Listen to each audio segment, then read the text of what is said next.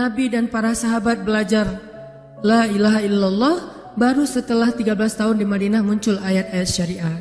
Syariat umroh, syariat haji, syariat puasa, syariat tilawah, syariat hijab. Sehingga ketika ayat hijab turun, perempuan-perempuan yang sudah belajar la ilaha illallah selama beberapa tahun tidak lagi sulit untuk menerapkannya.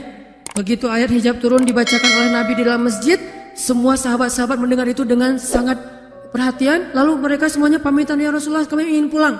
Ngapain pulang? Mau ngasih tahu ke istri-istri kami supaya berhijab. Emang kamu punya istri? Oh iya ya, enggak. Ada yang jomblo berharap punya istri, terus ngasih tahu ke siapa yang jomblo-jomblo? Itulah kasihannya ya.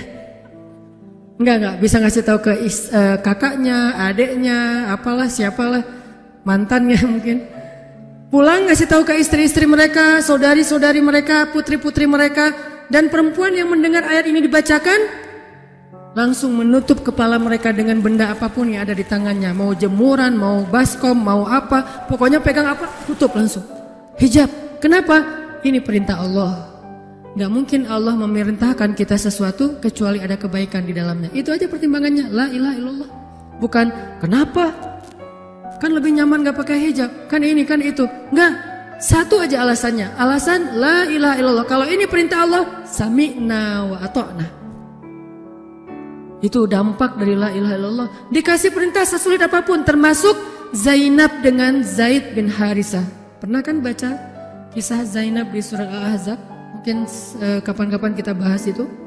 Efek dari la ilaha illallah. Tiba-tiba Nabi datang kepada Zainab. Sebetulnya Zainab ini ada hati kepada Nabi Muhammad. Siapa sih yang gak punya hati untuk Rasulullah ya? Semua cewek juga pasti mengidam-idamkan pengen jadi istri Nabi. Karena otomatis istri Nabi itu adalah dijamin surga. Siapa yang gak pengen jadi istri Nabi? Di surga nanti punya rumah, satu rumah dengan Nabi. Kan keren banget. Kita bisa jadi tetangga Nabi aja di surga udah keren banget. Apalagi serumah dengan Nabi. Semua cewek juga pengen jadi istri Nabi, termasuk Zainab. Dan itu hal yang wajar. Pas Nabi datang ke rumah Zainab, Zainab udah kegeeran. Nabi bilang kepada keluarga Zainab, saya ingin melamar Zainab. Zainab udah bahagia. Untuk Zaid, untuk Zaid, bukan untuk Rasulullah. Zaid? Siapa Zaid? Anak angkatnya Nabi Muhammad SAW, bekas budak. Mirip-mirip dengan Julaibib. Julaibib itu edisi Madinah, Zaid itu edisi Mekah. Ada dua cowok jomblo yang sama-sama pernah diuji dengan masalah jodoh. Zaid edisi Makkiyah, Julaibib edisi Madaniyah. Dua-duanya jomblo. Dua-duanya orang biasa, gak punya daya tarik. Followersnya gak ada, 0. Bukan selebgram sama sekali. Kata Rasulullah, aku melamar Zainab untuk putraku Zaid bin Harithah, anak angkatnya Nabi. Zainab menjawab apa? Ya Rasulullah, saya gak cinta sama Zaid. Jawaban yang sangat wajar kan? Dan jawaban yang paling sering kita dengar sekarang kan? Maaf ya, aku gak ada perasaan, kita jadi adik kakak aja. Itu kan standar ya? Standar banget lah kayak gitu-gitu. Maaf ya, kita jadi temenan aja. Maaf ya, aku gak ada perasaan apa-apa selama ini. Maaf ya, dan segala macam. Dengan bahasa-bahasa halus tapi nolak intinya. Kenapa gak bilang aja, udah gak usah kesini lagi? Kan jelas sih. Ini dengan bahasa, ya Rasulullah, aku tidak cinta kepada Zaid. Karena cinta juga pertimbangan yang penting.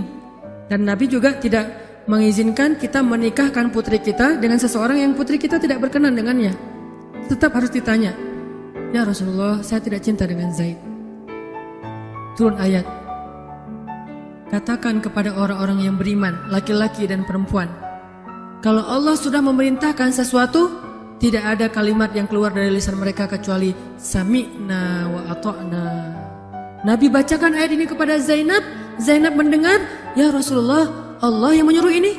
Ya kata Rasulullah, sami'na wa ata'na. Kebayang gak tuh? Efek dari apa? La ilaha illallah. Jadi la ilaha illallah itu bukan cuma kalimat zikir, bukan cuma kalimat doktrin ideologi, bukan cuma masalah teologi secara teoritis, bukan.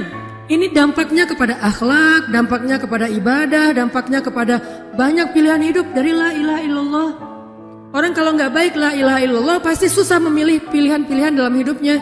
Kalau tidak baik la ilaha illallah pasti susah untuk berperangai, sabar, memaafkan. Itu semuanya ada hubungannya dengan la ilaha illallah.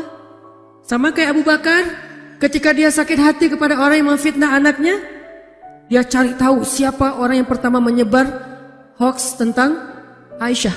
Ketahuan, dilaporin, diperkarakan sama Abu Bakar. Tiba-tiba turun ayat dari Allah.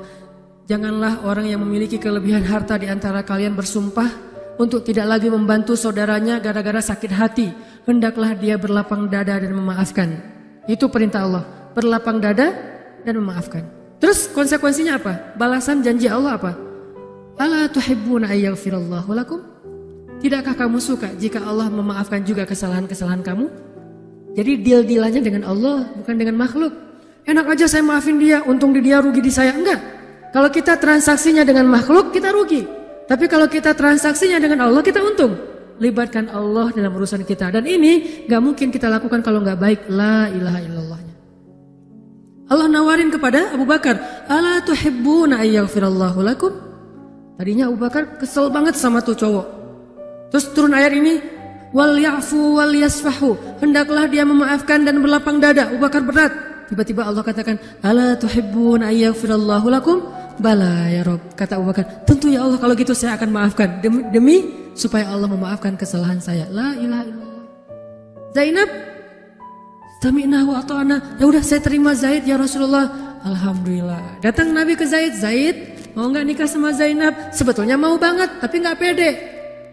Zaid takut Zainab nanti jadi terpaksa menikah dengan Zaid, jadi gak nyaman. Zaid juga gak mau menyulitkan Zainab. Ya Rasulullah, saya gak pantas untuk Zainab. Kata Zaid. Dibacakan lagi ayat ini. Ya Zaid, ini perintah Allah. Oh gitu ya Rasulullah. Sami'na wa ata'na. Buat Zaid sih gampang lah ya. Udah ada legalisasi ini dari Allah. Kalau gitu, ini bukan saya ya Rasulullah yang mau ya. Allah kan yang nyuruh. Ya saya emang gak mau.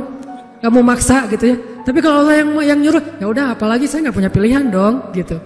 Padahal Zainab siapa sih yang gak mau cowok sama Zainab? Nikahlah Zainab dengan Zaid.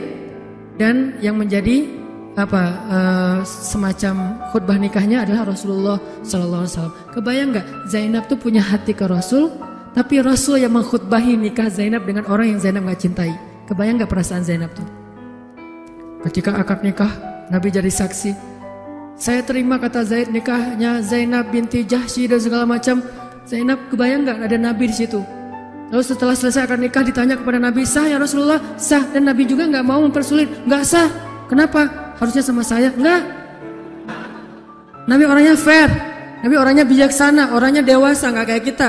Kita tuh bahaya banget jadi saksi kalau jadi mantan. Pasti gak sah.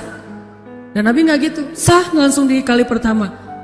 Kebayang Nabi memberi nasihat kepada Zainab, nasihat kepada Zaid. Zainab, aduh kenapa bukan Nabi, kenapa Zaid? Tapi apa? La ilaha illallah. Allah gak nyuruh sesuatu kecuali ada kebaikan di dalamnya. Percaya banget.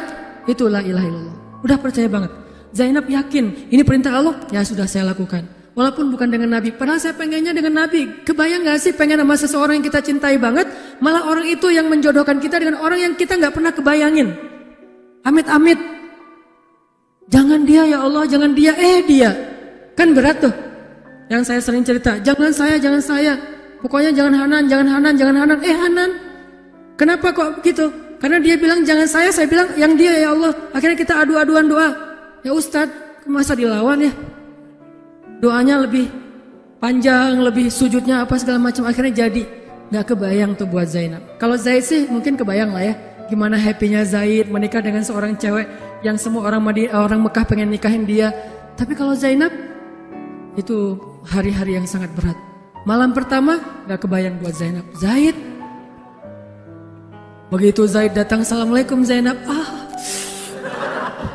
Gimana tuh? Ini kalau kita lihat dari angle manusia ya, karena Zainab juga manusia. Tapi semua emosional subjektif manusia redam dengan iman la ilaha illallah. Harapannya cuma satu, pasti ada kebaikan di sini.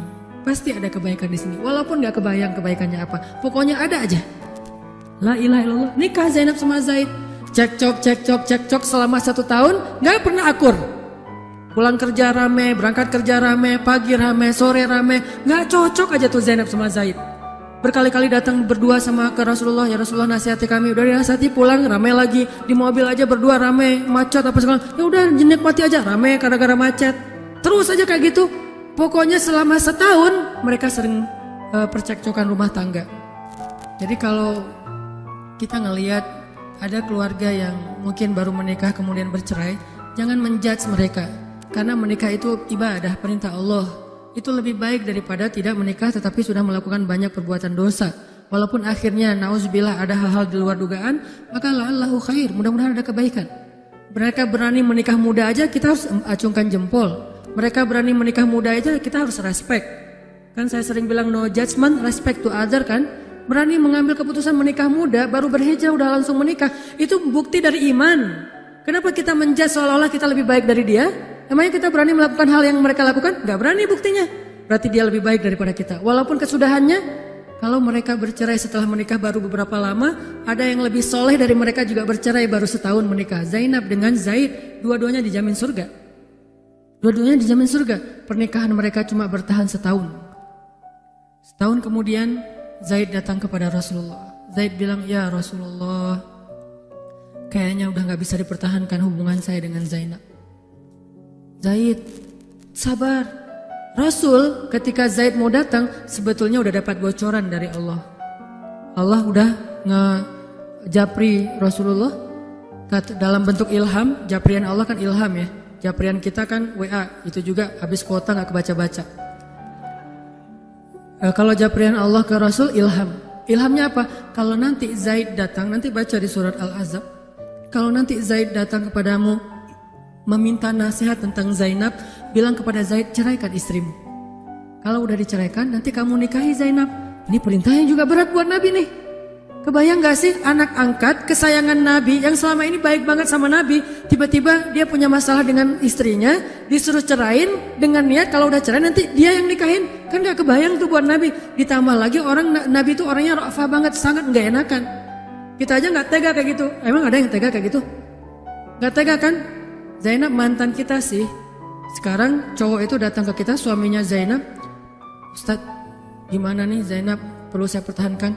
Emang kalian dari awal udah gak cocok, cerai aja deh. Kenapa? Bentar lagi gue mau nikahin Zainab. Gak kebayang kan? Kok Ustadz ngomong kayak gitu? Dapat ilham. Berat kan? Nabi itu kayak gitu loh, kondisi emosional beliau yang zulzilu, terguncang. Gimana nih caranya? Saya nggak enak banget, nggak tega banget sama Zaid. Kebayang wajah Zaid polos gitu. Ya Rasul gimana nih? Aduh, mau dibilangin ceraikan aja nggak tega, mau dibilang pertahan tapi Nabi bilang suruh cerai, Allah suruh ceraikan. Akhirnya Nabi memilih emosionalnya, bukan perintah Allah. Wahai Zaid, tahan istrimu, jangan ceraikan. Padahal kata Allah suruh ceraikan. Lihat beratnya Nabi waktu itu. Akhirnya Zaid pulang gitu ya Rasul. Ya pulanglah Zaid, Nabi gak enak banget sama Allah. Terus akhirnya Zaid sampai ke rumah, namanya Allah yang nyuruh kan gak bisa dirubah ya. Kun fayakun, cerai juga tuh walaupun Nabi bilang sudah bertahan. Allah marah kepada Nabi. Kata Allah, kamu merasa gak enak kepada manusia, tapi kamu merasa enak kepada saya. Diadu oleh Allah tuh coba, emosional.